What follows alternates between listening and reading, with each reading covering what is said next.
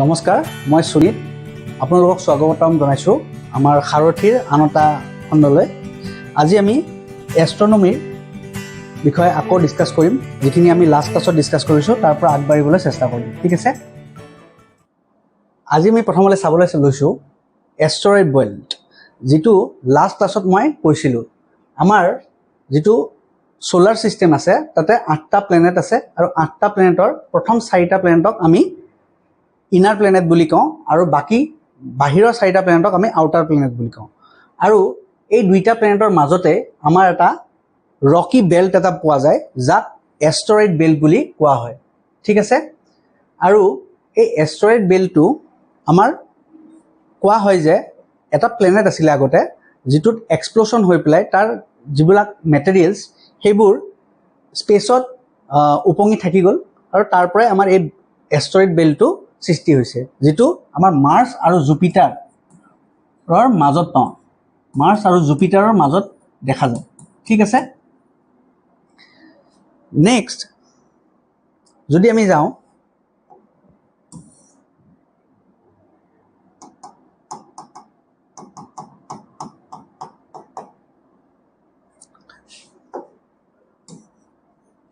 ঠিক আছে, নেক্সট আমাৰ আহিছে ডুৱাৰ্ফ প্লেনেট। আমাৰ নৰ্মেলি 8টা প্লেনেট আছে, তাৰ বাহিৰেও কিছুমান প্লেনেট আছে যিবোৰ এনেইতো প্লেনেটৰ দৰে, but they do not behave like planet. মানে তেওঁলোকে প্লেনেটৰ যিটো ৰুলছ আছে যে এটা ডিফিনিট অৰ্বিটত ৰিভল্ভ হৈ থাকে ছানৰ এৰাউণ্ডত, সেইটো তেওঁলোকে ফ'ল' নকৰে। তাৰ ফলত সেইবোৰ প্লেনেটক আমি ডুৱাৰ্ফ প্লেনেট বুলি কওঁ। যেনে আমাৰ প্লুটো, এৰিছ, হোমিয়া আৰু চেৰিছ, এইকেইটা আমাৰ ডুৱাৰ্ফ প্লেনেট, যিয়ে প্লেনেটৰ যিটো অৰ্বিট সেইটো পালন নকৰে, তেওঁলোকে কিছুমান হেফেজাৰ্ড অৰ্বিটত ৰিভল্ভ কৰি থাকে। ঠিক আছে, তাৰপিছত আহে আমাৰ কমেটছ। কমেটছবোৰ আই চি বডি, একচুৱেলি কমেটছবোৰ এনেকুৱা ধৰণৰ এটা আই চি বডি, এটা নিউক্লিয়াছ থাকে য'ত আইচ আৰু গেছ থাকে, তাৰ এৰাউণ্ডত এটা এনভেলপ থাকে যাক কোমা বুলি কোৱা হয়, আৰু তাৰ এটা টেইল থাকে, আৰু এইটো আমাৰ সোলাৰ চিষ্টেমৰ ভিতৰত ৰিভল্ভ কৰি থাকে ইন দিয়াৰ অ'ন অৰ্বিট। ঠিক আছে, যেনে এক্সাম্পল হেলিছ কমেট আৰু হেলিবব, এইবোৰ এক্সাম্পল অফ কমেটছ। ঠিক আছে, নেক্সট আমি চাম ষ্টাৰ্ছৰ বিষয়ে। ষ্টাৰ্ছৰ বিষয়ে অলৰেডি কৈছোঁ। ষ্টাৰ্ছ আৰ গেছিয়াছ বলছ, য'ত অল দ্য টাইম আমি এটা ৰিয়েকশ্যন দেখা পাওঁ যাক আমি নিউক্লিয়াৰ ফিউজন ৰিয়েকশ্যন বুলি কওঁ, যাৰ বাবে a large amount of heat energy is produced, heat and light energy is produced. ঠিক আছে, আৰু আমাৰ ইউনিভাৰ্চত বিলিয়নছ অফ ষ্টাৰ্ছ আছে, তাৰে মাজত আমাৰ যিটো sun is also' the star, আৰু এই ছানৰ এৰাউণ্ডতে আমাৰ আৰ্থ প্লেনেটটো ৰিভল্ভ কৰি থাকে। ঠিক আছে, তাৰপিছত the closest star the system to us is Alpha Centauri, যিটো আমাৰ চবচে ক্ল'জেষ্ট ষ্টাৰ ছানৰ, তাক এলফা চেণ্টাউৰি বুলি কোৱা হয়, আৰু এইটো এৰাউণ্ড 4.37 লাইট ইয়াৰ্ছ আৱে বুলি কোৱা হয়। Light years is a measurement of distance, মানে 4.37 লাইট ইয়াৰ্ছ আৱে আমাৰ এলফা চেণ্টাউৰি ষ্টাৰটো আছে, যিটো আমাৰ closest star to the sun. ঠিক আছে, নেক্সট আহিছে গেলেক্সিজ। গেলেক্সিজ মানে কি হয়? Galaxies are nothing but vast collection of stars, gas, dust and dark matter, এইবোৰৰ এটা কালেকশ্যন। যেতিয়া বিলিয়নছ অফ ষ্টাৰ্ছ এটা কালেক্ট কৰি পেলাই এটা জেগাত ৰখা হয়, সেইটোকে আমি কি বুলি ক'ম? গেলেক্সি বুলি ক'ম। আমাৰ যিটো সোলাৰ চিষ্টেম আছে, আমাৰ solar system is a part of the Milky Way galaxy. ঠিক আছে, তেনেকুৱা বহুতো গেলেক্সি আছে, আৰু বহুতো গেলেক্সিৰ মাজত মিল্কি ৱে এটা গেলেক্সি, য'ত আমাৰ ষ্টাৰটো উপস্থিত আছে, যিটো আমাৰ ছান। ঠিক আছে, আৰু মিল্কি ৱে এটা কেনেকুৱা গেলেক্সি হয়? এটা স্পাইৰেল গেলেক্সি। ঠিক আছে, আৰু তাৰ বাহিৰে কিছুমান গেলেক্সি হ'ল যেনে Andromeda, which is the nearest galaxy to the milky way. Milky ৱেৰ পিছত নেক্সট যিটো চবচে ওচৰৰ গেলেক্সি, সেইটো হৈছে এণ্ড্ৰমেডা গেলেক্সি। তাৰপিছত ট্ৰায়েংগুলাম গেলেক্সি, এইবোৰো কিছুমান গেলেক্সিৰ নাম। ঠিক আছে, তাৰপিছত নেক্সট আমি চাম কনষ্টেলেশ্যনছ। কনষ্টেলেশ্যনছ মানে গ্ৰুপ অফ ষ্টাৰ্ছ মেকিং আ পেটাৰ্ণ, মানে কিছুমান ষ্টাৰে লগ লাগি পেলাই এটা ডেফিনিট পেটাৰ্ণ ফৰ্ম কৰে, আৰু আমি যদি আকাশলৈ চাওঁ ৰাতিৰ সময়ত, তেতিয়া এই পেটাৰ্ণবোৰ আমি দেখা পাম। ঠিক আছে, আৰু তেনেকুৱা 88টা অফিচিয়েলি ৰিকগনাইজ আমাৰ কনষ্টেলেশ্যন আছে। ঠিক আছে, যেনে অৰিয়ন, উৰ্ছা মেজৰ, কেছপিয়া, এইবিলাক কিছুমান এক্সাম্পল অফ ষ্টাৰ্ছ। যেনেকৈ আপোনালোকে যদি আকাশলৈ চাই এনেকুৱা কিছুমান আমি সপ্তঋষি মণ্ডল এনেকুৱা কিছুমান আমি দেখা পাম, বা এনেকুৱা আমাৰ এণ্ড্ৰমেডা আছে, উৰ্ছা মেজৰ, ড্ৰেকো, এইবোৰ some of the examples of the constellation, মানে কিছুমান ডেফিনিট পেটাৰ্ণ ষ্টাৰ্ছৰ। ঠিক আছে, নেক্সট আমি চাম গোল্ডিলক জোন। গোল্ডিলক জোন মানেনো কি? গোল্ডিলক জোন মানে আমাৰ সান আৰু আৰ্থ দুইটাৰ মাজত যিটো ডিষ্টেঞ্চ সেইটো এভাৰেজ 150 মিলিয়ন কিলোমিটাৰ্ছ বুলি আমি ক'ব পাৰোঁ। 150 মিলিয়ন কিলোমিটাৰ্ছ ডিষ্টেঞ্চ। আৰু এই ডিষ্টেঞ্চটোত আমাৰ earth is a special planet, because আৰ্থত কি আছে? লাইফ আছে। আৰু লাইফ কিয় আছে? বিকজ আৰ্থত কি আছে? আমাৰ লিকুইড ৱাটাৰ। আৰ্থত আমি লিকুইড ৱাটাৰ বিচাৰি পাওঁ, আৰু ৱাটাৰটো যেতিয়া লিকুইড ফৰ্মত থাকে তেতিয়াহে ইউজফুল হয়। যদি ইয়াক সলিড ফৰ্মত ৰাখে বা ভেপাৰ ফৰ্মত ৰখা হয় তেতিয়াহ'লে এইটো ইউজফুল নহয়। কিন্তু আৰ্থত আমি তাক কি ফৰ্মত পাওঁ? লিকুইড ফৰ্মত পাওঁ। আৰু এইটো কিয় পাওঁ? Because earth is around 150 million kilometres আৱে ফ্ৰম দ্য ছান, য'ত নেকি বহুত বেছি গৰমো নহয়, বহুত বেছি ঠাণ্ডাও নহয়, আৰু সেইকাৰণে লিকুইড ফৰ্মত এক্সিষ্ট কৰিব পাৰে। আৰু এই যে ডিষ্টেঞ্চটো য'ত মানে water exist in liquid form, সেই জেগাটোকে কি বুলি কোৱা হয়? গোল্ডিলক জোন বুলি কোৱা হয়। ঠিক আছে, সেইটো জেগাকে গোল্ডিলক জোন বুলি কয়। মানে এটা ষ্টাৰৰ পৰা এনেকুৱা এটা ডিষ্টেঞ্চ য'ত water can present in the liquid form and does it can help in surviving of life, that is called as Goldilock zone. ঠিক আছে, নেক্সট আহিছে ডায়মিটাৰ অফ দি। যদি আমি আৰ্থক চাওঁ তেতিয়াহ'লে আমাৰ এইটো হৈ যায় 12,742 কিলোমিটাৰ্ছ। তাৰপিছত এভাৰেজ ডিষ্টেঞ্চ অলৰেডি ক'লোঁ 149 বা 150 মিলিয়ন কিলোমিটাৰ্ছ। তাৰপিছত যিটো ৰোটেশ্যন পিৰিয়ড আমাৰ আৰ্থৰ সেইটো হয় 24 hours 0.33 আৱাৰ্ছ, মানে এইটো আমাৰ ৰোটেশ্যন পিৰিয়ড। এটা কমপ্লিট আৰ্থ ডে বুলি কোৱা হয় এইটো বস্তু। ঠিক আছে, এইটো বস্তুক আৰ্থ ডে বুলি কয়। 24 hours and 33 মিনিটছটোক আৰ্থ ডে বুলি কোৱা হয়। তাৰপিছত আমাৰ যিটো অৰবাইটেল পিৰিয়ড, মানে যিটো ৰিভলিউশ্যন পিৰিয়ড, মানে ছানৰ এৰাউণ্ডত আৰ্থটো ঘূৰোতে যিটো টাইম, সেইটো হয় আমাৰ 365.25 ডেজ বা 365 and 1/4, 365 1/4 ডেজ বুলিও কোৱা হয়। ঠিক আছে, আৰু যিটো আমাৰ আৰ্থৰ এটা আমাৰ যিটো আৰ্থ আছে সেইটো এটা টিল্টত থাকে। সেই টিল্টটোৰ যিটো ডিগ্ৰী হয় সেইটো হয় 23.5 ডিগ্ৰী। ঠিক আছে, এটা টিল্টত থাকে। আৰ্থটো চিধা হৈ নাথাকে, অলপ টিল্ট থাকে। আমাৰ নৰ্থ পল আৰু চাউথ পলটো এনেকৈ থাকে। ঠিক আছে, এই টিল্টটো হয় 23.5 ডিগ্ৰী। ঠিক আছে, আৰু এইটোৰ কাৰণে আমি চেঞ্জ অফ ছিজনছ দেখা পাওঁ। তাৰপিছত আমি duration off day and night, যিটো আমি কেতিয়াবা নৰ্ডাৰ্ণ ছামাৰত আমি নৰ্ডাৰ্ণত লম্বা ডে আৰু নৰ্ডাৰ্ণ হেমিস্ফিয়াৰত আমি লম্বা ডে আৰু ছাউদাৰ্ণ হেমিস্ফিয়াৰত আমি ছুটি ডে দেখা পাওঁ। এইবোৰ কিহৰ কাৰণে হয়? Because of this tilt. ঠিক আছে, তাৰপিছত যদি আমি এটমছফেৰিক কম্পজিশ্যন অফ আৰ্থ চাওঁ তেতিয়াহ'লে তাতে 78% অফ নাইট্ৰজেন থাকে, 21% অফ অক্সিজেন এণ্ড বাকী 1% অফ আদাৰ গেছেছ। ঠিক আছে, আৰু আমাৰ আৰ্থৰ 70% বা 71%ই ৱাটাৰ হয়, আৰু বাকী যিখিনি আমাৰ 29% সেইখিনিহে লেণ্ড হয়। তো majority the water is almost 3/4 পাৰ্টটো ৱাটাৰ দি ভৰা। ঠিক আছে,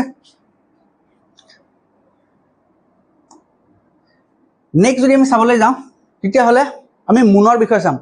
ঠিক আছে, মুন যিটো আছে তাৰ ডায়মিটাৰ হৈছে 3,474 কিলোমিটাৰ্ছ, আৰু এভাৰেজ ডিষ্টেঞ্চ ফ্ৰম আৰ্থ যদি চাওঁ তেতিয়াহ'লে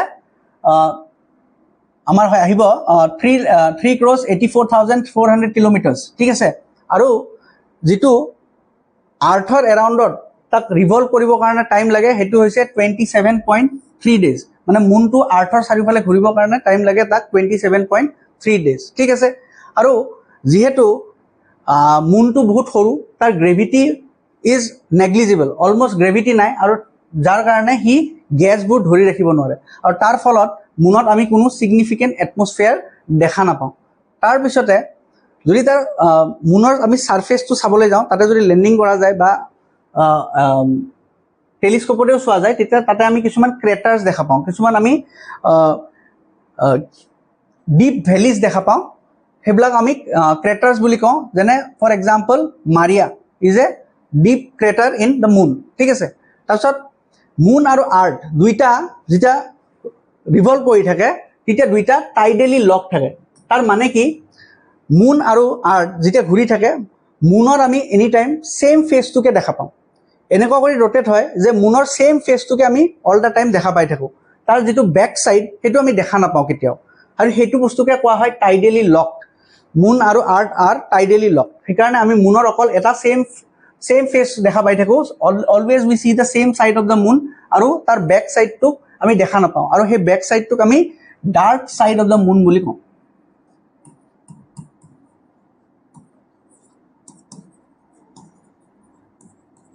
ঠিক আছে তাৰপিছত অলৰেডি ক'লোঁ আৰ্থত যিহেতু মুনত যিহেতু কোনো ছিগনিফিকেণ্ট এটমছফিয়াৰ নাথাকে গতিকে তাতে আমি কোনো লাইফৰ সন্ধান আজিলৈকে পোৱা নাই আৰু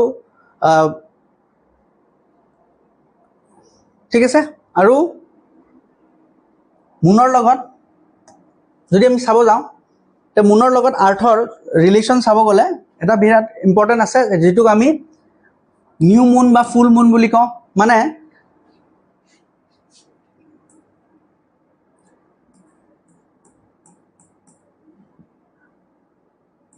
মুনটো কেতিয়াবা এনে ঘূৰি থাকে কেতিয়াবা ইয়াতে থাকিব কেতিয়াবা ইয়াতে থাকিব ঠিক আছে যেতিয়া মুনটো বিহাইণ্ড দাস মানে ছানৰ পৰা বিহাইণ্ডত গুচি যাব এইটো পজিশ্যনত গুচি যাব তেতিয়া আমি ফুল মুন দেখা পাওঁ ঠিক আছে ফুল মুন দেখা পাওঁ আৰু যেতিয়া ফ্ৰণ্টত আহি যাব তেতিয়া আমি নিউ মুন দেখা পাওঁ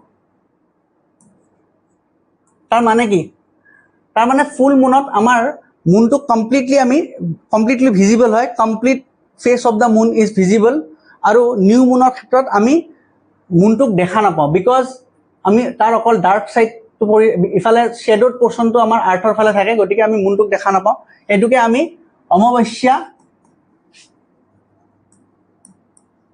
আৰু পূৰ্ণিমা বুলি কওঁ ঠিক আছে এটুকে নিউ মুন আৰু ফুল মুন বুলি কোৱা হয় নিউ মুন মানে অমাৱস্যা আৰু ফুল মুন মানে পূৰ্ণিমা ঠিক আছে তাৰপিছত মুনৰ যিটো ইনফ্লুৱেঞ্চ অন আৰ্থ তাতে যদি চাবলৈ যাওঁ তেতিয়াহ'লে আমি টাইডৰ কথা জানিব লাগিব টাইড মানেনো কি যদি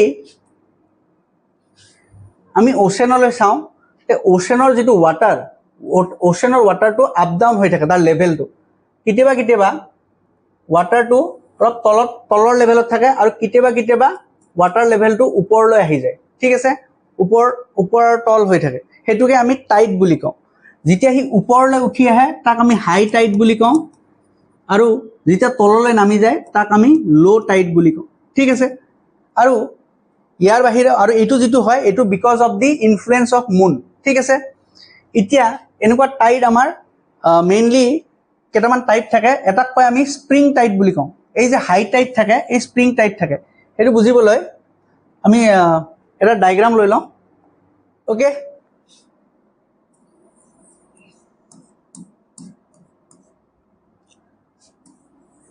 এইটো হৈ গ'ল আৰ্থ কেতিয়াবা মুনটো আইদাৰ ইয়াতে থাকিব নহ'লে ইয়াতে থাকিব এই দুইটা পজিশ্যনত যেতিয়া মুনটো থাকে তেতিয়া আৰ্থৰ যিটো ৱাটাৰ আছে I already told the 3/4 of the earth is covered with water গতিকে এই ৱাটাৰটোৱে কি কৰিব এটা এট্ৰাকশ্যন ফিল কৰিব যদি এনেকৈও থাকে বা তাতেও থাকে দুইটাৰ ভিতৰতে এটা এট্ৰাকশ্যন ফিল কৰিব আৰু তাৰ ফলত ৱাটাৰটো অলপ ওপৰলৈ উঠি আহিব ঠিক আছে ৱাটাৰটোৱে অলপমান ওপৰলৈ উঠি আহিব তাৰ লেভেলটো because of the pull from the moon এতে থাকক বা এতে থাকক দুই চাইডতে পুলটো ফিল কৰিব আৰু ওপৰলৈ উঠি আহিব আৰু যেতিয়া এইটো চাইডে ওপৰত উঠি আহিব এই দুটা পইণ্ট এইটো পইণ্ট আৰু এইটো পইণ্টৰ ৱাটাৰটো কি হ'ব তাৰ সেইটো নামি যাব টু কম্পেনচেট দ্য ৱাটাৰ ইয়াতে যিটো ৱাটাৰ লেভেলটো উঠি গৈছে গতিকে ইয়াতে কমি যাব তো এইখিনি জেগাত আমি হাই টাইড দেখা পাম এইখিনি জেগাত আমি হাই টাইড দেখা পাম ঠিক আছে ইয়াতে আৰু ইয়াতে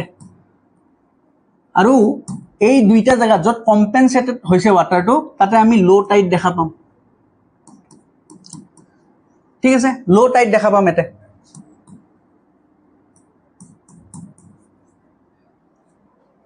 এতিয়া এইটো যে ঘূৰি থাকিব যেতিয়া যেতিয়া যেতিয়া ঘূৰিব এই জেগাটো আকৌ 12 আৱাৰ্ছ পিছত ইয়াতে আহিব, আকৌ এটা হাই টাইড আহিব, ঠিক আছে, আকৌ এইটো জেগা এটা যাব, আকৌ 12 আৱাৰ্ছ।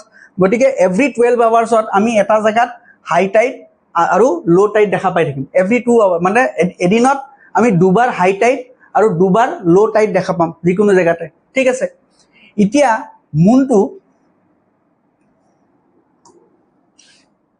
মুনটোৰ লগত আমি যদি চাওঁ, যেতিয়া মুনটো ছানৰ আৰু আৰ্থৰ এলাইন হৈ থাকে, মানে ইয়াতে বা ইয়াতে থাকে, তেতিয়া আমি যিটো হাই টাইড দেখা পাম সেইটোক আমি স্প্ৰিং টাইড বুলি কওঁ, স্প্ৰিং টাইড, ঠিক আছে। যেতিয়া এইটো পজিশ্যনত থাকিব তেতিয়া আমি স্প্ৰিং টাইড বুলি কওঁ। আৰু যেতিয়া এইটো পজিশ্যনত থাকিব, ইন দি কোৱাৰ্টাৰ পজিশ্যন, এইটো পজিশ্যনত যেতিয়া থাকে তেতিয়া কি কৰিব, ই উল্টা টাইডটোক বেছি ওখ হ'ব নিদিব, উল্টা পুল কৰি ৰাখি দিব। সেইকাৰণে এইটো জেগাত কোৱা হয় নিপ টাইড।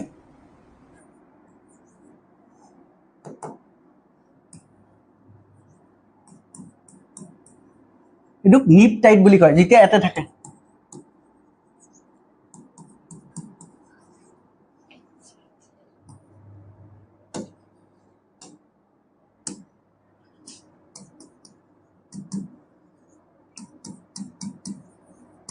ঠিক আছে, তো এইখিনিয়ে হৈছে মুন আৰু আৰ্থৰ ৰিলেশ্যন, ঠিক আছে। আৰু ইয়াতে মই ক্লাছটো সামৰিব বিচাৰিছোঁ। গতিকে ধন্যবাদ, আগলৈ আকৌ লগ পাই থাকিম। আমাৰ চেনেলটো লাইক এণ্ড শ্বেয়াৰ কৰিব আৰু আগলৈ চাই থাকিব এনেকুৱা নতুন নতুন লেচনছৰ বাবে। ধন্যবাদ।